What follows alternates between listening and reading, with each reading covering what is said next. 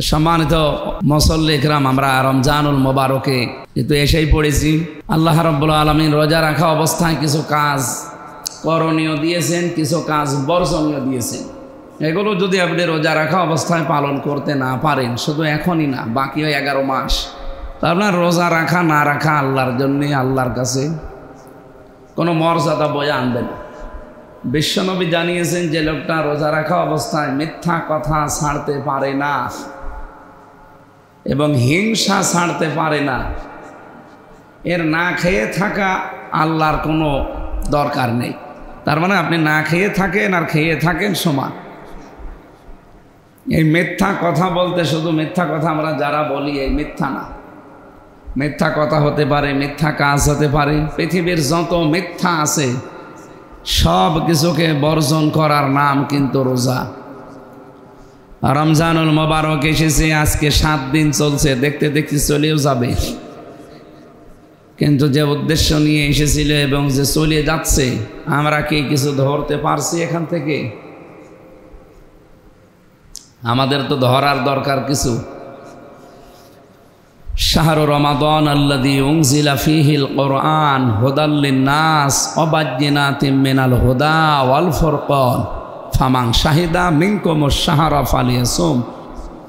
আল্লাহ বলেন, এই সেই রমজান মাস যে মাসে কোরআনে কারীম আমি নাজিল করেছি মানুষের হেদায়েতের জন্যে। এই হুদাল লিন-নাস এই শব্দ দিয়ে আমরা তাফসিরে পড়েছি, যা এটাই বুঝি যে কোরআন শরীফ যদি কাউকে সঠিক পথ দেখাতে না পারে তাহলে ওর কপালে আর হেদায়েত আছে বলে আমাদের মনে হয়। এই জন্য উনজিলা ফীহিল কোরআন দেওয়ার পরে আল্লাহ দিয়েছেন হুদাল লিন-নাস। প্রথম শব্দ এটা। আমাদের উচিত হবে কোরআনের হেদায়েত গ্রহণ করা। বায়্যিনাতিম মিনাল হুদা ওয়াল ফুরকান, স্পষ্ট যত দলিল এবং প্রমাণ দেওয়া দরকার কিয়ামত পর্যন্ত সব আল্লাহ কোরআনে দিয়েছে। ওয়ালাকাদ দরাবনা লিন-নাসি ফি হাযাল কুরআনি মিন কুল্লি মাসালিন লাআল্লাহুম ইয়াতাযাক্কারুন। সূরা জুমারের 27 নম্বর আয়াতে আছে। আল্লাহ বলেন, মানব জীবন পরিচালনা করার জন্য যত উপমা, দৃষ্টান্ত, উদাহরণ দরকার, এমন কোনো বিষয় যা আমি দেইনি কোরআনে, সব দিয়ে দিয়েছি, সব খুলে খুলে বর্ণনা আছে। লাআল্লাহুম ইয়াতাযাক্কারুন, আমি আশা করব যে তোমরা কোরআন থেকে এই স্পষ্ট দলিল আর প্রমাণগুলো দেখে দেখে হেদায়েত গ্রহণ করবে। তাহলে কোরআনের উদ্দেশ্য মানুষের হেদায়েত। সেই মানুষই যদি কোরআন থেকে পথ না পায়, অন্য কোনো জায়গায় পথ অনুসন্ধান করে, ওকে আল্লাহ হেদায়েত দেবে না, আরও রাগ করে। আমরা জানি শ্বশুরকে বাবা বলা জায়েজ আছে, কিন্তু নিজের বাবার সামনে বারবার বাবা বললে শ্বশুরকে নিজের বাবার মনে দুঃখ লাগবে। এটা বোঝেন তো নাকি? আপনি নিজে বারবার বলে দেখেন তো নিজের শ্বশুরকে আব্বাজান আব্বাজান। মানুষ জিজ্ঞাসা করলেও আপনার বাবা কোনটা, এই যে এইটা, আর এইটা, মানে পরিচয় দিতে গিয়ে হালকা দেয়। বাবার মনে দুঃখ লাগবে না? আল্লাহ বলেন হুদাল লিন-নাস, আমি মানুষকে পথ দেখাতে হেদায়েত দেওয়ার জন্য দিলাম কোরআন। বায়্যিনাতিম মিনাল হুদা ওয়াল ফুরকান, 2 বার এই শব্দটা আল্লাহ দিলেন কেন? একটা মাসদার হিসাবে, একটা এসএম হিসাবে। আল্লাহ তাআলা বলেন, আমি তো কোরআনে কারীমকে মানুষের জন্য হেদায়েতের বাণী পাঠিয়েছি এবং এর ভেতরে স্পষ্ট দলিল প্রমাণ সব খোলা খোলা বর্ণনা করা আছে। তিবিয়ানাল লিকুল্লি শাই, এমন কোনো জিনিস নেই যার খোলা খোলে বর্ণনা নেই। মেয়েদের মাসে শরীর খারাপ হয় 3 দিন, 5 দিন, 7 দিন, এই কথাও কোরআনে আছে। এটা কি বলার মতো কথা? আরে কি দরকার কি? তারপরও আল্লাহ উল্লেখ করতে ছাড়েন নাই। ওয়ায়াসালুনাকা আনিল মাহিদ কুল হুয়া আযান ফাতাজিলুন নিসা ফিল মাহিদ। হে নবী, আপনাকে যদি ওরা জিজ্ঞাসা করে যে হায়েজ কি, আপনি বলেন এটা কষ্টদায়ক এবং অস্বস্তিকর একটা বিষয়। মেয়েদের এই একটা পারিবারিক বিষয়, গোপন বিষয়, সেগুলো আল্লাহ কোরআনে উল্লেখ করতে বাকি রাখেন নাই। তাহলে এমন কি জিনিস থাকতে পারে যেটা বাকি রাখতে পারে? কোনো জিনিসই বাকি নেই। আপনি যে কোনো সমস্যার সমাধান নিয়ে আসবেন, আসল তথ্যটা এখানে পাবেন। হ্যাঁ, ব্যাখ্যা করার জন্য হয়তো হাদিস লাগবে, 2 নম্বরে অল ফুরকান। ফুরকান শব্দের কয়েকটা অর্থ আছে। এর 1 নম্বর অর্থ হচ্ছে সত্য মিথ্যার পার্থক্যকারী। সুতরাং কোরআনে কারিম পাওয়ার পর রমজানুল মোবারকে কেউ যদি সত্য মিথ্যা পার্থক্য করে বাকি জীবন চালাতে না পারে, ওর জীবন ব্যর্থ। 2 নম্বরে ফুরকান মানে সংবিধান। ওয়াকাযালিকা আনজালনাহু হুকমান আরাবিয়্যা ওয়ালাইন ইত্তাবা'তা আহওয়াহুম মিন বা'দি মা জাআকা মিনাল ইলম মা লাকা মিনাল্লাহি মিন ওয়ালিয়্যিন ওয়ালা নাসীর। সূরা রদের 37 নম্বর আয়াতে আল্লাহ জানিয়েছেন, হে নবী, আপনার প্রতি যে কোরআন আমি দিলাম এটা কিন্তু হুকমান।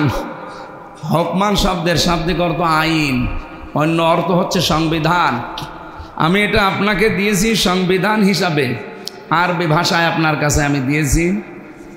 এরপরেও যদি আপনি দুনিয়ার কোনো মানুষের অনুসরণ করার জন্যে, অন্য কোনো নিয়ম নীতি অবলম্বন করার জন্যে ছুটে চলে যান, আমি আল্লাহ বলছি আপনাকে হেদায়েত দেওয়ার মতো কিন্তু কোনো পথ আর থাকবে না। আপনি চিন্তা করতে পারেন কত কঠিন কথা এটা। ওয়ালাইন ইত্তাবা'তা আহওয়াহুম মিন বা'দি মা জাআকা মিনাল ইলম। কোরআনের এই এলেম আপনার কাছে আসার পরেও পৃথিবীর কোনো মানুষের অনুসরণ এবং ব্যক্তিগত নফসের অনুসরণ যদি আপনি করেন, আপনি কিন্তু হেদায়েত থেকে নিজে ছিটকে পড়ে যাবেন। নবীজিকে যদি আল্লাহ এই কথা বলতে পারে, আমরা তো কোথাকার কে? মা লাকা মিনাল্লাহি মিন ওয়ালিয়্যিন ওয়ালা ওয়াক। আপনি কোনো বন্ধু পাবেন না এবং পথ নির্দেশিকা যারা দেয় এরকম কাউকে পাবেন না, সাহায্যকারী। সুতরাং আমাদের উচিত হবে, রমজান পেয়েছি, কোরআনও পেয়েছি, সত্য আর মিথ্যা পার্থক্য করে বাকি জীবন আমরা চালানোর সিদ্ধান্ত আজকে নিতে চাই। কি পারা যাবে না? আল্লাহ আমাদেরকে যেন তৌফিক দেন, আমিন।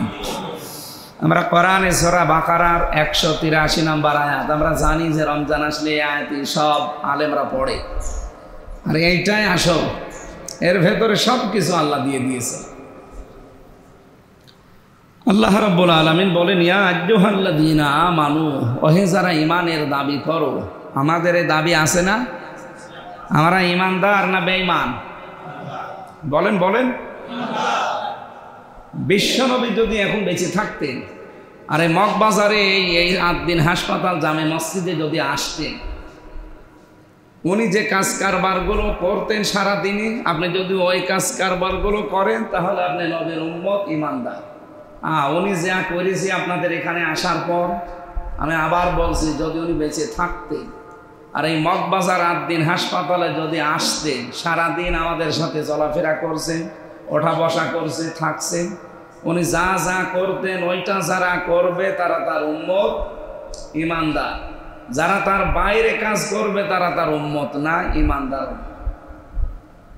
না। ওই জামানায় আমাদের যদি জন্ম হতো তাহলে হয় আমরা আবু জেহেল, আবু লাহাবের সাথে থাকতাম, অথবা আবু বকর, ওমরের সাথে থাকতাম। এর বাইরে আর কিছু আছে? যেহেতু এখন আপনাদের সে 1500 বছর আগে আমি ফিরিয়ে নিয়ে যেতে পারছি না, আর সম্ভব না।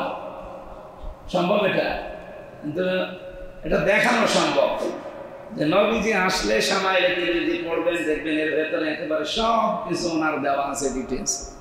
সুতরাং উনি যেহেতু কোরআনকে সংবিধান হিসাবে পেয়েছেন, উনি কোরআনকে জীবন চলার গাইডলাইন হিসাবে পেয়েছেন, সেইগুলো যদি আমরা গ্রহণ না করি, অন্য কোনো জায়গায় চলাফেরা করি, আপনি বিশ্বাস করতে পারেন একনিষ্ঠভাবে যে আপনি আবু বকর, ওমরের দলে আর এখন নেই। আপনি হয় আবু জেহেল, আবু লাহাব বা সাইবার দলে আছেন। আমার কথা কাটছাট বোঝা গেছে তো? খালি এখানে বুঝে গেলে হবে, সাত পার করা লাগবে। আল্লাহ আমাদের তৌফিক যেন দান করেন, আমিন। ঈমানদারকে ডাক দিয়ে আল্লাহ জানিয়েছেন, কুতিবা আলাইকুমুস সিয়াম, আমি রমজানের রোজা তোমাদের উপরে লিখে দিলাম। আল্লাহ এখানে ফরজুন শব্দ দিতে পারতেন, ফরিদ, কুতিবা দিলেন কেন? আমি এই যে এই হাসপাতালের যে চত্বরটা আছে, মনে করেন এই 5 বিঘা জমি আপনাকে, ডক্টর হাবিব ভাইকে বললাম যে ভাই আপনাকে আমি দিয়ে দিলাম, এ কথার কোনো দাম আছে? উনি বললে আপনি দিয়ে দিলেন আর হয়ে গেল, এখন যদি আমি একই ব্যক্তি এটা সই স্বাক্ষর করে দলিল করে স্ট্যাম্প করে ওনার হাতে এই যে দলিল নেই, তখন এই জায়গার দাম নেই? কথা বলে না কেন? মানুষ তো আমি একই, আগে খালি মুখ দিয়ে বলেছিলাম, পরেরটা বলেছি লিখে সই স্বাক্ষর করে দলিল করে দিয়েছি স্ট্যাম্প করে, যে দাম বেড়ে গেছে 5 কোটি এক এক কাটায় মনে করে। রমজানের রোজা আল্লাহ বলতে পারতেন যে ফরিজ আলাইকুম সিয়াম, তোমাদের উপর আমি ফরজ করে দিয়েছি। না, কতিবা দিয়েছি, লিখে সই স্বাক্ষর করে দলিল করে দিলাম। শুধু তোমাদের উপরে না, কামা কতিবা আলাল্লাযীনা মিন ক্বাবলিকুম, তোমাদের পূর্বে দুনিয়ায় যারা এসেছিল প্রত্যেকের উপরে এটা ফরজ ছিল। এর আগে যত উম্মত বিদায় হয়ে গেছে দুনিয়া থেকে, কাউকে আল্লাহ রোজা থেকে বাদ দেয়নি, প্রত্যেকের উপরে সিয়ামে রোজা ছিল। কেন ছিল? এই আয়াতের পরের আয়াতের শেষের অংশে আমরা পেয়েছি কেন ছিল। আল্লাহ তাআলা বলেন আন তাসুমু খায়রুল লাকুম, আমাদের জন্য দিয়েছেন লাআল্লাকুম তাত্তাকুন, আশা করা যায় রমজান তোমাদেরকে মুত্তাকি বানাবে। কিন্তু অন্যান্য উম্মতদের ক্ষেত্রে শুধু তাকওয়াবান হবে তারা না, ওয়ান তাসুমু খায়রুল লাকুম, আমি আশা করি রোজা তোমাদেরকে উপকার করবে। এই যে খয়ের, এই খয়েরের ব্যাখ্যায় প্রায় 27টা পেয়েছি আমি, দুনিয়া এবং আখেরাত মিলে। দুনিয়ায় 9টা, না আখেরাতে 9টা, আর বাকিগুলো দুনিয়া। 27-এর ভেতরে 9 গেলে কত থাকে ভাই? আপনারা কি ঘুমাচ্ছে? হ্যাঁ, 18। হ্যাঁ, এইগুলো দুনিয়ায় পাওয়া যাবে। আমরা একটা একটা করে এবার ওইটা শুনবো যে আমরা পাচ্ছি কিনা। 1 নম্বরে এই যে 2017 সালে জাপানের একজন বিজ্ঞানী আমরা দেখলাম, উনি নোবেল পেয়েছে চিকিৎসা বিজ্ঞানের ওপরে, স্বাস্থ্য গবেষণা করে। ইউশোনোরি ওসামি ওনার নাম। উনি আমাদের শরীরের ভেতরে 2 কোটি কোষ পেয়েছে। কত? এই কোষগুলোর কাজ, এখানে যেহেতু হাসপাতাল, বিভিন্ন ডাক্তার তো আছে, কোষের কাজ কি? আমাদের শরীরে 5.5 কেজির উপরে রক্ত আছে। এই রক্তগুলো প্রায় 226 কিলোমিটার বেগে শরীরের মাথা থেকে পা পর্যন্ত আপ ডাউন হচ্ছে। এগুলো রিফাইন করে 2টা গুরুত্বপূর্ণ এবং মারাত্মক রোগ থেকে বাঁচানোর জন্য এই কোষগুলো গুরুত্বপূর্ণ ভূমিকা পালন করে।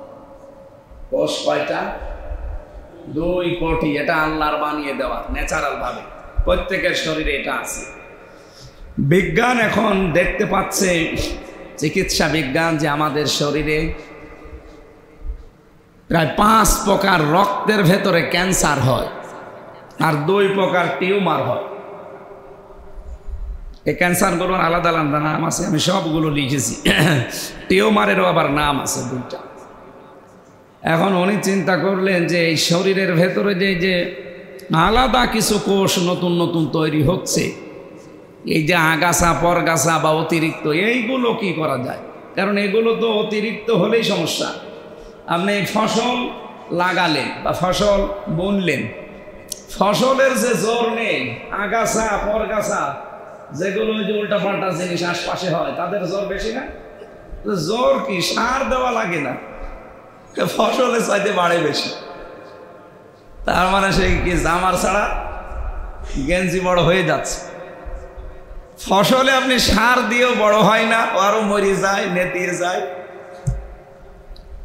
আর আশপাশে যেগুলো আছে পরগাছা আগাছা, ও কিছুই করা লাগে না, নিড়ানি দেওয়া লাগে না, সার দেওয়া লাগে না, পানি দেওয়া লাগে না, ও এমনি বড় হয়। এই যে 12 মাস একাধারে যারা খাবার খায়, এদের শরীরের ভেতরে অতিরিক্ত কিছু কোষ তৈরি হয়। অটোফেজি, আপনারা নাম শুনেছেন অটোফেজি। এই আবিষ্কারক যিনি, উনি দেখলেন যে কোষগুলো এত বেশি বৃদ্ধি হতে থাকে, তখন 2টা রোগের সম্ভাবনা বেশি দেখা দেয়। একটা হয় ক্যান্সার আর একটা টিউমার। তো এই 2টা রোগ থেকে তো মানুষকে বাঁচানো লাগবে। ওনারা তো আর খেলা দেখতে মানে নোবেল প্রাইজ দেয়নি, অবশ্যই তার গবেষণায় কিছু পেয়েছে। উনি চিন্তা করলেন এটা নষ্ট করা যায় কি করে। পরবর্তীতে দেখলেন যে 30 দিন একাধারে যদি দিনের বেলায় কেউ 12 থেকে 14 ঘন্টা 1 মাস না খেয়ে থাকতে পারে, তাহলে আল্লাহর দেওয়া যে কোষগুলো আছে এগুলো ক্ষুধার্ত হতে থাকে। এরা তখন খাবার পায় না। এখন আসল কোষের তো খাবার দরকার, কারণ রক্ত রিফাইন করছে তারা।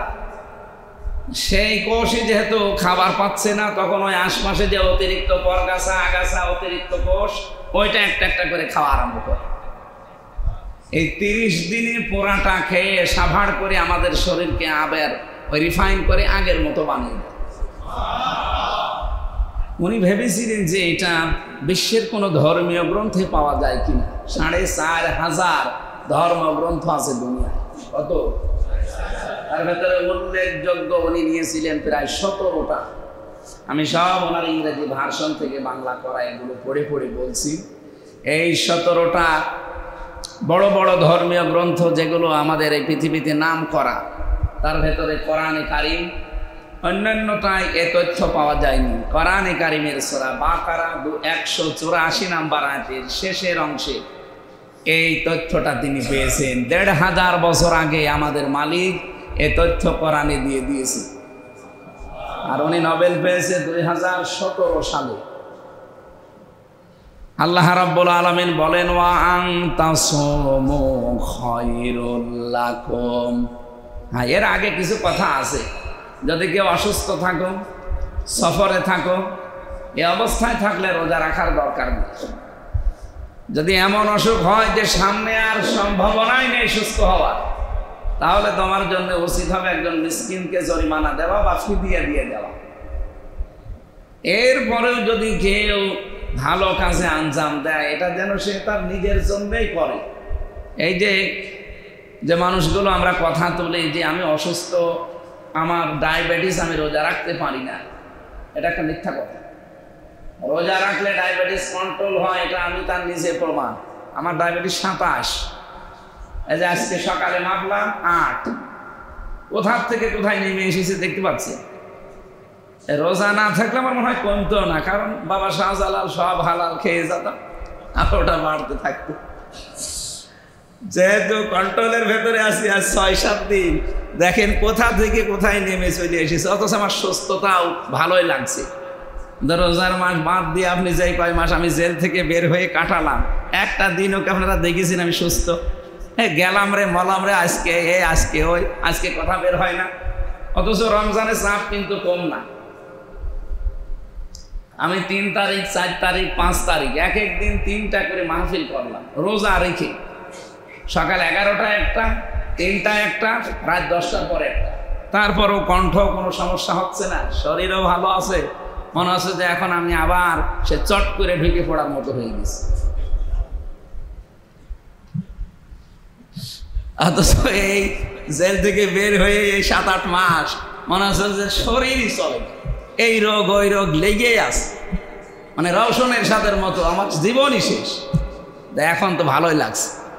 তার মানে যারা এই কথা তোলেন যে আমার ডায়াবেটিসের কারণে আমি পারি না, এটা মিথ্যা কথা, আমি নিজে প্রমাণ।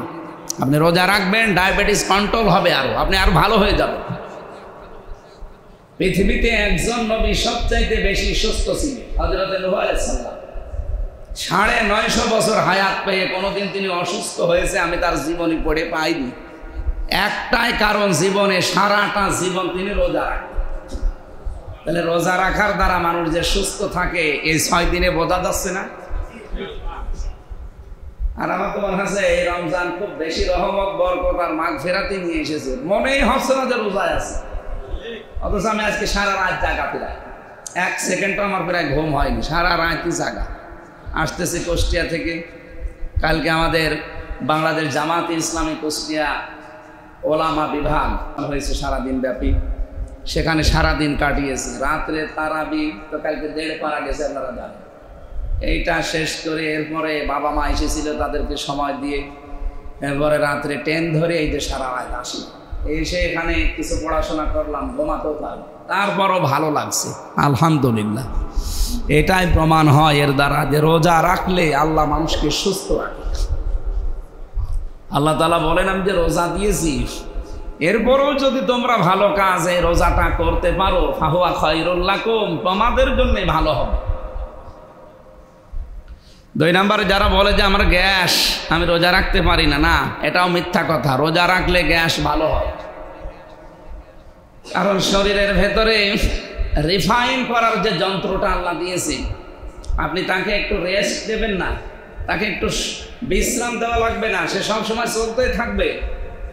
এমন কোন মেশিন আছে সে সব সময় চললে ভালো থাকে না, তার একটু সময় দেওয়া লাগে, রেস্ট দেওয়া লাগে, বিশ্রাম দেওয়া লাগে। তা আমাদের শরীরে আল্লাহ যে সমস্ত পার্টসপত্রগুলো দিয়েছেন, যন্ত্রপত্রগুলো দিয়েছেন, যন্ত্রাংশ, এগুলো যদি একটু রেস্ট না দেন, খাবার উপরেই থাকে, তাহলে ওই যে বাড়তে থাকবে কোষগুলো, তখন আপনার এই দুইটা মারাত্মক রোগ সামনে দেখা দিতে পারে, একটা ক্যান্সার আর একটা টিউমার। উনি কোরআনে কারিমে এই তথ্য পাওয়ার পরে দুনিয়ার মানুষকে জানাতে বাধ্য হয়েছে যে পৃথিবীর কোনো ধর্মীয় গ্রন্থে আমার এই থিসিস বা আমার এই গবেষণা মেলে নাই। মুসলমানদের ধর্মীয় গ্রন্থ কোরআনে কারিমের সাথে আমার এই গবেষণার মিল আছে। এটার দ্বারা প্রমাণ হচ্ছে যে রমজানের রোজা এসেছে আমাদের কাছে যতগুলো উদ্দেশ্য নিয়ে, তার অন্যতম উদ্দেশ্য রমজান আমাদেরকে সুস্থ রাখতে চায় বিভিন্ন রোগ শোক থেকে। 2 নম্বরে আল্লাহ রাব্বুল আলামিন জানিয়েছেন লাআল্লাকুম তাত্তাকুন, তোমরা যেন তাকওয়াবান হতে পারো। তাকওয়ার যতগুলো পুরস্কার আছে আপনারা ডক্টর হাবিব সাহেবের কাছে বিভিন্ন সময় বিভিন্ন মিনিং শোনেন, অর্থ শোনেন, বিভিন্ন দিক এবং বিভাগ শুনেছেন। আমি একটা নতুন বিষয় আজকে যোগ করছি। আপনি যদি মনে করেন যে আমি রমজানের দ্বারা তাকওয়াবান হব, এর যে কত বড় বড় পুরস্কার আমরা কোরআনের আয়াতে পেয়েছি। আল্লাহ পাক বলেন কিয়ামতে যখন মানুষ বিচারের কাঠগড়ায় দাঁড়িয়ে থাকবে, সবাই, কেউ এই বুক পর্যন্ত, কেউ মাথা পর্যন্ত, কেউ নাভি পর্যন্ত, কেউ গলা পর্যন্ত, কেউ গামের ভেতরে হাবুডুবু খাবে, এরকম কঠিন অবস্থায় ইয়াউমা নাহশুরুল মুত্তাকিনা ইলার রহমানি ওয়াফদা ওয়া নাসুকুল মুজরিমিনা ইলা জাহান্নামা ওয়িরদা। হাসরের এই ময়দানে যে মানুষগুলো এই পৃথিবীতে মুত্তাকি ছিল, তাদেরকে রহমান অতিথি করে মেহমানদারি করার জন্যে রায়ান নামক দরজা দিয়ে ডাক দিতে থাকবেন। এ পুরস্কার পৃথিবীর আর কারো জন্য নেই। আমার কথা বুঝতেছে? কিয়ামতে সবাই যখন হিসাব নিকাশে থাকবে, ব্যস্ত থাকবে হিসাব দেওয়ার জন্যে, ইয়াউমা নাহশুরুল মুত্তাকিন, ওই হাসরের ময়দানে শুধুমাত্র মুত্তাকি যারা, রোজা রাখার দ্বারা যেটা অর্জন করা তাকওয়া, এটা যাদের অর্জন হবে, এই মানুষগুলোকে রায়ান নামক একটা দরজা আল্লাহ বানিয়ে রাখবে আর বলবে এটা দিয়ে প্রবেশ করে আমি আল্লাহর অতিথি হও, মেহমানদারি করাবো তোমাদের। অনাসুকুল মুজরিমিনা ইলা জাহান্নামা ওয়িরদা। কিন্তু যারা পাপিষ্ট, এদেরকেও ডাক দেব তৃষ্ণার্ত অবস্থায় আর ক্ষুধার্ত অবস্থায়। ওয়িরদা মানে তৃষ্ণার্ত, এদেরকে তৃষ্ণার্থ ক্ষুধার্ত অবস্থায় ডাক দেব, স্বাভাবিকভাবে না যে আসো আমির হামজা আসো, না, অনাসো ধাক্কা দিতে দিতে ওদেরকে ডাক দেওয়া হবে, পেছন দিকে ধাক্কা দিতে দিতে। কেন? কারণ এই মানুষগুলো দুনিয়ায় ক্ষুধা কি এটা টের পায়নি। রমজানের রোজা দেওয়ার অন্যতম আর একটা কারণ, ধনীদেরকে আল্লাহ বোঝাতে চায় যে গরিব মানুষ না খেয়ে থাকলে কেমন কষ্ট হয়, এটা একটু টের পাও। কিন্তু যারা বলে আমি কি অত পাগল যে ভাত থাকতে রোজা করবো, এরকম মানুষ নেই দেশে। আরে ভাই, ভাত থাকতে রোজা করবেন, ভাত থাকলে খাওয়া যায়, আপনার খাওয়া বন্ধ করে দিতে পারেন আল্লাহ? এই জন্য দুনিয়ায় যারা উদর পূর্তি করে সব সময় খেতেই থাকে, কিয়ামতে আল্লাহ তাদেরকে ক্ষুধার্ত তৃষ্ণার্ত অবস্থায় ধাক্কা দিতে দিতে জাহান্নামের দিকে নিয়ে যাবে। বলেন নাউজুবিল্লাহ। আর মুত্তাকিদের জন্য আরেকটা পুরস্কার আল্লাহ দিয়েছেন, ওয়া উযলিফাতিল জান্নাতু লিল মুত্তাকিনা গায়রা বাঈদ। এটা সূরা কফের ভেতরে আছে, 31 নম্বর আয়াত। আল্লাহ তাআলা বলেন কিয়ামতের ময়দানে জান্নাত মুত্তাকিদের নিকটবর্তী করা হবে। এরা হেঁটে যাবে জান্নাতে না, জান্নাত আরো কাছে নিয়ে আসা হবে। উযলিফাত মানে নিকটবর্তী করা। আর জাহান্নামীদেরকে হাঁকিয়ে হাঁকিয়ে নিয়ে জাহান্নামে ফেলা হবে। আমরা যেটা আলোচনা তুলেছিলাম যে তাকওয়া, রোজা এসেছে আমাদেরকে তাকওয়াবান করার জন্যে। তাকওয়ার মিনিংগুলো আমরা এখন বলবো। কেউ যদি তাকওয়া অর্জনের প্রক্রিয়া জানতে চাই যে কি প্রক্রিয়ায় তাকওয়া অর্জন করতে হয়। মানব জীবনে তাকওয়া একটা গুরুত্বপূর্ণ উপাদান আমাদের আছে কিনা আমরা আজকে আমি যে 6টা বলবো, আমি এটা তাফসীর থেকে তুলেছি। এই 6টা বিষয়ের উপর আপনারা মিলাবেন যে আমরা তাকওয়ার প্রক্রিয়ায় যাচ্ছি নাকি মন মতো তাকওয়া অর্জন করছি। আমাদের বাংলাদেশ, ভারত আর পাকিস্তানে তো আমরা তাকওয়াবান মন মতো, আন্দাজে মনে হচ্ছে যে বিশাল বুজুর্গ হয়ে গেছি আমরা, অথচ তাকওয়ার ধারে কাছে নেই।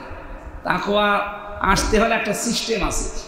আপনাকে এই হাসপাতালে যদি চিকিৎসা নিতে হয় একবারে যে সিজারের জায়গায় শুয়ে পড়লে হবে? সিস্টেম নেই। প্রথমে কাউন্টারে টাকা জমা দেবেন, এরপরে যিনি দায়িত্বে আছে নার্স তাকে বুঝিয়ে দেওয়া লাগবে, এরপরে ডাক্তার আপনি চয়েস করবেন, 5-6টা থাকে তার ভেতরে একজন, এরপরে আপনি কোন বেডে যাবেন সেই বেডে নিয়ে যাওয়া হবে।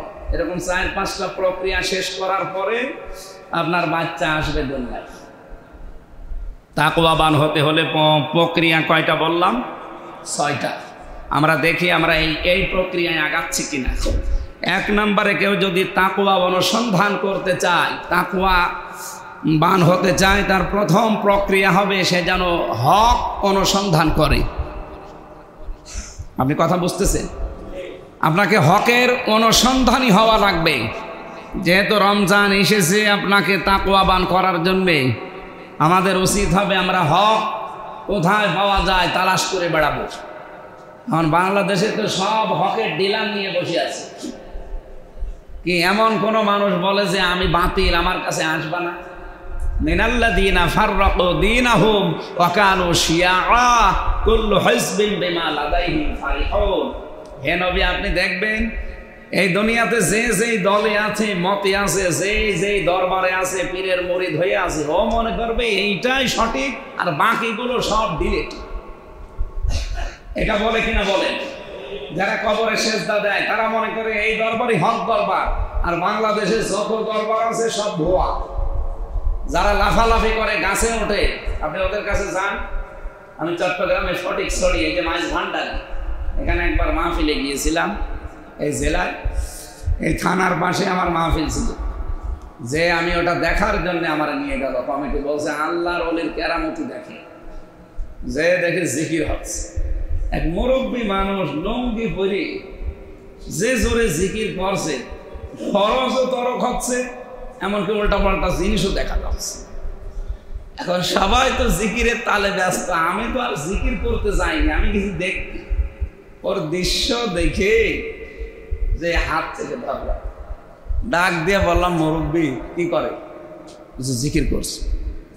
জিকির করছেন, আপনার কি ফরজ ঠিক আছে?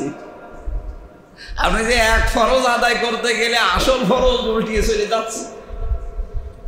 জিকির করবেন, করেন, এত লাফান কেন?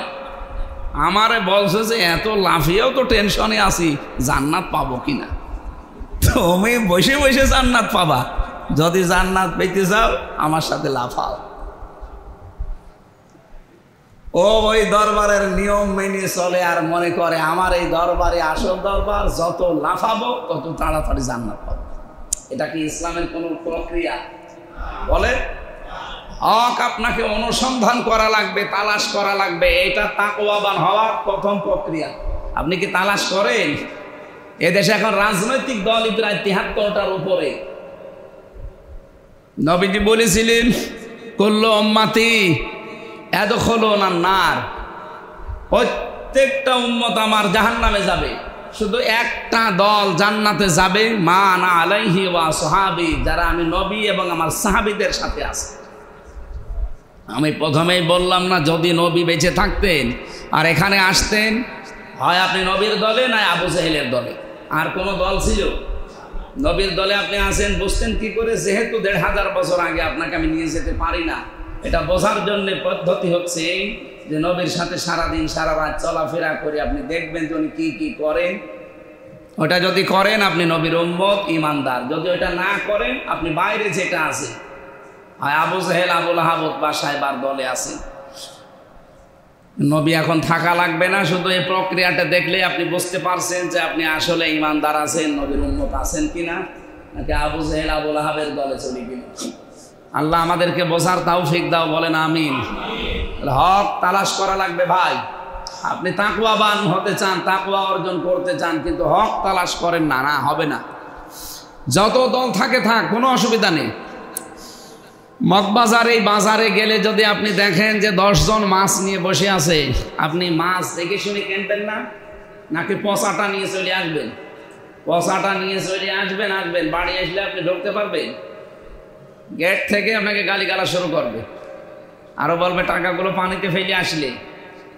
একটা মাছ কিনতে যেয়ে যদি 10 দোকান দেখে এক দোকান থেকে নেওয়া যায়, বাংলাদেশে 72, 73 কেন 73,000 দল হলেও কোনো অসুবিধা নেই। অবশ্যই এর ভিতরে একটা হক দল আছে, যারা মা আনা আলাইহি ওয়া সাহাবি, যারা আমি নবী এবং আমার সাহাবীদের সাথে মিলে জীবন চালায়। আমরা অনেকে মনে করতে পারি নবীর তাহলে তো বড় বড় দাড়ি ছিল, ওনার জোব্বা ছিল, ওনার পাগড়ি ছিল, এইরকম যাদের আছে এই হক। নবীর যদি এইগুলো ছিল, আল্লাহ নবীর আর কিছু ছিল না? বিশ্বনবী মুহাম্মদুর রাসূলুল্লাহ সাল্লাল্লাহু আলাইহি সাল্লামের 23 বছরের জিন্দেগিতে আপনি মিলান, তিনি যেমন জোব্বা গায়ে দিয়েছেন, পাগড়ি মাথায় দিয়েছেন, দাড়ি রেখেছেন, ঠিক ওই নবী রাষ্ট্র পরিচালনা করেছেন 10 বছর। এইটার কথা বলতে গেলে কিছু মানুষের মন পাওয়া যায় না, বলে না এটা দুনিয়ার কাজ, এটা রাজনীতি, আপনার এটা বলার দরকার কি? আরে ভাই, নবীজি যদি 10 বছর রাষ্ট্র চালাতে পারে। শহীদ আল্লামা দেলাওয়ার হোসাইন সাইদি রহমতুল্লাহ আলাইহির সন্তান বড় ভাই শামীম সাইদি আসছে, ওনার একটু জায়গা দেন। শামীম সাইদি, মাসুদ সাইদি ভাই আসছে, একটু জায়গা দেন ভাই। আমাদের শ্রদ্ধার জায়গা একটা হুজুরকে আমি জেলখানায় একটা বার শুধু দেখতে পেয়েছিলাম, বেঁচে থাকলে হয়তো আমাদের মাঝে আবার আসতেন। শ্রদ্ধাভাজন আমাদের বড় ভাই সাইদি সাহেবের দ্বিতীয় সন্তান শামীম সাইদি ভাই এসেছে। আল্লাহ রাব্বুল আলামিন হায়াতে তাজ্জিবা সিহাতে কুল্লিয়া দান করুন। বসেন, ঠিক আছে বসেন, নামাজের পরে আমরা কথা বলবো ইনশাআল্লাহ। আমার ভাইরা, তাহলে তাকওয়া অর্জন করতে হলে শুধুমাত্র বড় বড় দাড়ি রাখা, জোব্বা গায়ে দেওয়া, জিকির করা, আমি এগুলো খারাপ বলছি না, ছোট ভাবছি না, এগুলো বড় কাজ। কিন্তু আমাদের হক অনুসন্ধানের মন তৈরি করা লাগবে, যে হক কোথায় পাওয়া যায়। যদি এই অনুসন্ধানে আপনি থাকতে পারেন, তাহলে আপনি তাকওয়ার প্রক্রিয়ায় আছেন। 2 নম্বরে, হক যদি পেয়ে যান, অনুসন্ধান করে আপনি হককে কবুল করবেন, স্বীকার করবেন, গ্রহণ করবেন। এই মন মানসিকতা আজ আমাদের নেই। ইব্রাহিম আলাইহিস সালাম তিনি হক খুঁজছিলেন, সত্য খুঁজছিলেন। প্রথমে খুঁজতে খুঁজতে দেখলেন একটা চন্দ্র, তারকা, সূর্য, বললেন এইটাই আমার রব, হাজা আকবার, এইটাই আমার বড় রব। পরবর্তীতে দেখলেন যখন যে তারকাও ডুবে যায়, চন্দ্রও ডুবে যায়, সূর্যও ডুবে যায়, বলেন না, যেগুলো ডুবে যায় এগুলো আমার প্রভু হতে পারে না। ইন্নী ওয়াজ্জাহতু ওয়াজহিয়া লিল্লাযী ফাতারাস সামাওয়াতি ওয়াল আরদা হানিফা ওয়া মা আনা মিনাল মুশরিকিন। আমি আমার এই চেহারাকে একনিষ্ঠভাবে ওই আল্লাহর দিকে ঘুরিয়ে দিলাম, যিনি আসমান আর জমিনের উদ্ভাবক। আমি একনিষ্ঠভাবে ঘোরালাম। ওয়া মা আনা মিনাল মুশরিকিন, আমি মুশরিক না। তিনি হক সত্য খুঁজে খুঁজে বের করেছিলেন। আর আমাদের এই দেশে বিশেষ করে হক সত্যকে চোখে আঙ্গুল দিয়ে দেখিয়ে দিলেও কবুল করতে চাই। আমি কথা বোঝাতে পেরেছি কিনা বলেন? আপনি যে বলেন আমি তাকওয়াবান হয়ে গেছে, আমি মুত্তাকি, বিশাল বুজুর্গ, না, এটা প্রক্রিয়ায় আসা লাগবে। মুত্তাকি হওয়ার প্রক্রিয়া কয়টা? সবাই বলেন। 1 নম্বরে আপনার জীবনে হক সত্য অনুসন্ধানে থাকবেন। আপনি সব সময় অনুসন্ধান করতে থাকবেন, দেখতে থাকবেন হক কোনটা, হক কোনটা। যদি পেয়ে যান, তাকওয়ার দ্বিতীয় প্রক্রিয়া হচ্ছে আপনি সেটা গ্রহণ করে নেবেন। 3 নম্বরে, হক যদি গ্রহণ করেই ফেলেন যে এটাই হক, তাহলে আপনি এই হককে প্রচার করবেন। এটা তো কঠিন। বিশ্বনবী মুহাম্মদ রাসূলুল্লাহর উপরে আল্লাহ যে হক কিতাব দিয়েছিলেন, এর উপরে আমাদের কোনো সন্দেহ আছে?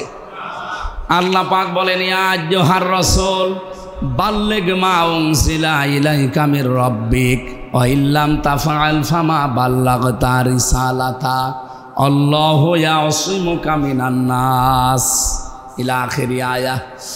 সূরা মায়েদার 57 নাম কি 67 নাম্বার আয়াতে আছে, হে রাসূল আপনি প্রচার করেন আপনার রব আপনাকে যে হক কিতাব দিয়েছেন, কোরআন যে হক, আর বলা লাগবে আপনাদের সামনে? আমরা সবাই জানি হক। তাহলে এইটা প্রচার করার দায়িত্ব, এটা তাকওয়াবান হওয়ার 3 নাম্বার প্রক্রিয়া। নবীজিকে আল্লাহ বলতে বলেন যে নবী আপনি বলেন, কুল হাদিহি সাবিলি আদউ ইলাল্লাহ আলা বাসীরাতিন আনা ওয়া মান ইত্তাবাআনি ইলা আখিরি আয়াহ। এটা সূরা ইউসুফের 108 নম্বর আয়াতে আছে। হে নবী আপনি বলেন যে এইটাই আমার পথ, আমি যে মানুষের কাছে প্রচার করি আল্লাহর কথা, কোরআনের কথা, এইটাই আমার পথ। কোরআন প্রচার করা এইটাই আমার কি? এইটা আপনি যদি তাকওয়াবান হতে চান, মুত্তাকি হতে চান, পরহেজগার হতে চান, এটা প্রক্রিয়ায় আগানো লাগবে। আমি বললাম না এখানে সিজার করতে হলে আগে কাউন্টারে টাকা দেবেন, এরপরে নার্সের কাছে বুঝে নেবেন, রসিদ নিয়ে ধরিয়ে দেবেন কাউন্টারে, আবার আর এক জায়গায় উনি বুঝে আপনাকে আর একটা কাগজ দেবেন, ডাক্তার সিলেক্ট করবেন, এরপরে আপনাকে ওখানে নিয়ে সিজার করা হবে। প্রক্রিয়া 5-6টা পার করা লাগে না? আপনি তাকওয়াবান হবেন আন্দাজে জুব্বা গায়ে দিয়ে পাগড়ি মাথায় দিয়ে মনে করলাম আমি বিশাল তাকওয়াবান হয়ে গেছি না। এই তাকওয়ার এই অনুসন্ধানে আসা লাগবে, এই প্রক্রিয়ায় আপনি সব সময় হক সত্য অনুসন্ধানে থাকবেন। 2 নম্বরে যদি পেয়ে যান গ্রহণ করে নেবেন ইব্রাহিম আলাইহিস সালামের মতো। 3 নম্বরে এটা যখনই পাবেন তখন থেকেই প্রচার আরম্ভ হবে। বাল্লিগু আন্নি ওয়ালাউ আয়া, একটা বাক্য যদি তোমার জানা থাকে পৌঁছিয়ে দাও মানুষের কাছে। সুতরাং এটা আমাদের উচিত হবে তাকওয়ার এই প্রক্রিয়ায় হককে আমরা যেন প্রচার করতে পারি। নবী আপনি বলুন এইটাই আমার পথ, আমি যে মানুষকে আল্লাহর দিকে ডাকি, আল্লাহর কথা প্রচার করি, আমি আন্দাজে করি না, আলা বাসীরাতিন, আমি দেখে শুনে ডাকি, বুঝে শুনে ডাকি। আনা ওয়া মান ইত্তাবাআনি, এটা শুধু আমার কাজ না, আমার অনুসারী যারা কিয়ামত পর্যন্ত তাদের একই কাজ। এই দায়িত্বটা পালন করতে যে আজ আমরা অনেকে জীবনের ঝুঁকি নেই। আমরা আল্লামা সাঈদী সাহেবের কথা বলি মাঝে মাঝে, এই জন্য তার সারা জীবনই তিনি কোরআন প্রচার করেছেন। তিনি একবার তার বড় ছেলের জানাজায় এসেছিলেন, প্যারোলে মুক্তি পেয়ে তিনি শেষ কথা বলছিলেন যে জালেমরা আমাকে বন্দী করে রেখেছে শুধুমাত্র কোরআন প্রচারের অপরাধ, তাছাড়া আমার ব্যক্তিগত কোনো অপরাধে তারা আমাকে আটক করে রাখে না। আমার অপরাধ আমি কোরআন প্রচার করি। তাহলে আপনি তাকওয়াবান হতে চাইলে উনি হয়তো এটা বুঝেছিলেন যে তাকওয়ার প্রক্রিয়া 3 নম্বরে এইটা, যে আমি তাকওয়াবান হতে চাই কিন্তু হক প্রচার করব। যখনই হক পাবেন ওটা কি করবেন? এই জন্য সফল হওয়ার যে মানদণ্ডগুলো আমরা জানি তার ভেতরে অন্যতম এটা ওয়াতাওয়া সাওবিল, বলেন বলেন, ওয়াতাওয়া সাওবিল হাক্কি ওয়াতাওয়া সাওবিস সাবরি। হে নবী আপনি হকের উপদেশ দেন পরস্পরকে। তাহলে আমরা যারা এই কাজে আছি, একে অন্যকে হক কথা বলি, হকের প্রচার করি, তারা মনে করবেন আমি তাকওয়ার 3 নম্বর ধাপে আছি। 4 নম্বরটা কি? প্রচার করলেই হবে না, হকের ওপরে দৃঢ় থাকা লাগবে। এটা যে কত কঠিন কাজ আমরা অনেকে টের না পেলেও লোকমান আলাইহিস সালাম টের পেয়েছিলেন। হযরত লোকমান তার সন্তানকে বলেছিলেন, ওয়া'মুর আহলাকা বিস-সালাতি ওয়াসতাবির আলাইহা লা নাসআলুক না ইয়া বুনাইয়া আকিমিস সালাত ওয়া'মুর বিল মা'রুফ ওয়ানহা আনিল মুনকার ওয়াসবির আলা মা সাবা ইন্না যালিকা মিন আজমিল উমুর। হে আমার কলিজার টুকরা সন্তান, আকিমিস সালাত, নামাজ কায়েম করবা, নামাজ দাঁড় করাবা। অনেকে বলতে পারতেন না হে আমার কলিজার টুকরা সন্তান নামাজ পড়বা। ইয়া বুনাইয়া আকিমিস সালাত উনি বলেছেন, উনি তো বলতে পারতেন ইয়া বুনাইয়া ফাসাল্লি, হে আদরের সন্তান নামাজ পড়ো। আমরা যেটা বলি ছেলে মেয়েদের, না, উনি শিক্ষা দিয়েছিলেন নামাজ কায়েম করো। অথচ আমরা কোরআনের তাফসির হাদিসের ব্যাখ্যা পড়ে এইটাই উপনীত হয়েছি যে নামাজ কায়েম করার দায়িত্ব ব্যক্তির না, নামাজ কায়েম করার দায়িত্ব রাষ্ট্রের। উনি যে ছেলেকে বলছিলেন ওনার ছেলে কি রাষ্ট্র নাকি? ছেলেকে কথা বললেন কেন? বলতে পারতেন যে ছেলে নামাজ পড়ো, বললেন নামাজ কায়েম করো। উনি এই জন্যে বলেছিলেন নামাজ কায়েম করো। আমরা আজ অনেকে ভুল বুঝি, নামাজ পড়ার কথা বললে সবাই রাজি আছি, কিন্তু নামাজ কায়েমের কথা যে ব্যাখ্যা করে তখন বলে এটা রাজনীতি হয়ে যাচ্ছে, এটা দুনিয়ার কাজ। এটা দুনিয়ার কাজ হয় কি করে? আল্লাহ তাআলা বলেন আল্লাযীনা ইম্মাক্কান্নাহুম ফিল আরদি আকামুস সালাহ, আমি যদি জমিনে আমার ইমানদার বান্দাদেরকে শাসন ক্ষমতা দেই, তারা প্রথম কাজই করবে সংসদ অধিবেশনে, প্রথম অধিবেশনে তারা নামাজের বিল পাস করবে। বাংলাদেশে সেই সময় যদি আমাদেরকে আল্লাহ এনে দেয়, 300 এমপি সামনে নির্বাচিত হবে না, হবে না? এর ভেতরে যদি 151 জন আমরা এমন মানুষকে পাঠাতে পারি যারা কোরআন বুকে নিয়ে সংসদে যাবে, যেমন আল্লামা সাইদি গিয়েছিলেন, মতিয়ার রহমান নিজামী সাহেব গিয়েছিলেন, হামিদুর রহমান আজাদ গিয়েছিলেন, অধ্যাপক মুজিবুর রহমান গিয়েছিলেন, এই রকম মানুষ যদি 300-র ভেতরে 151 জন এই কোরআন বুকের ভেতরে নিয়ে যেতে পারে সংসদে, প্রথম অধিবেশনে যদি বলে মাননীয় স্পিকার আমরা নামাজের বিল চাই, উনি যদি বলে হ্যাঁ হাত তোলেন, এখন 300-র ভেতরে 151 জন যদি সত্যি হাত তোলে, ওই দিনই কিন্তু হ্যাঁ জয়যুক্ত হয়ে বিলটা পাস হয়ে যাবে। আর পরের দিন কি আর আমির হামজা ডক্টর হাবিবের ওয়াজ করা লাগবে, ভাই নামাজ পড়ো, নামাজ না পড়লে পেছনে গোপালগঞ্জের মতো লাল হয়ে যাবে। লাল হয়ে গিয়েছিল না, এরকম লাল করে দিন, আপনি বাধ্য হবেন নামাজ পড়তে। আমি 16 সালে একবার বাস্তবতা দেখেছিলাম, এক লোক নামাজ না পড়ে ওই যে কাবা শরীফ থেকে কয়েক কিলো দূরে আমি বেড়াতে গেছি, আমরা 4-5 জন নামাজ পড়ে নিলাম, উনি দেখি নামাজ না পড়ে বসে আছে। হঠাৎ করে একটা গাড়ি থেকে সাদা পোশাকে বিশাল জব্বা গায়ে দিয়ে পাগড়ি মাথায় দিয়ে উপরে ওই যে বেড়ি দেওয়া, উনি নামবে। আমি মনে করছি কোনো হুজুর মুসুর হবে, ও আল্লাহ, উনি প্রশাসনের বড় কর্মকর্তা, ওই মতবানাকেই বলে নাম কেন। উনি আসার পরে ওই লোকটাকে ডাক দিল, ডাক দিয়ে বলছে, মানে জিজ্ঞাসা করছে তুই কোন জাতি, মুসলমান নাকি অন্য কিছু? আমি মুসলমান। মুসলমান, এই যে নামাজের সময় পার হয়ে গেল, নামাজ না পড়ি, এখানে জামাত শেষ হয়ে গেল। ওই লোকটাকে আমাদের সামনে, আমরা 4-5 জন ছিলাম, আমাদের সামনে ধরে বলছে এখানে তো অজু করার কিছু নেই, তাইমম কর। তাইমম করিয়ে ওই মরুভূমির ভেতরে কি গরম, পা রাখা যায় না, সেজদা দিয়ে পড়ে থাক। তো নামাজ পড়া থাকবে না, সেজদা দিয়ে পড়ে থাক। যতক্ষণ আমি গাড়ি নিয়ে দাঁড়িয়ে আছি এখানে, অত গাড়ির ভেতরে এসি নিয়ে বসে আছে, আর ওরে মরুভূমির ভেতরে কতক্ষণ দাঁড় করিয়ে দিচ্ছে সেজদা দিয়ে।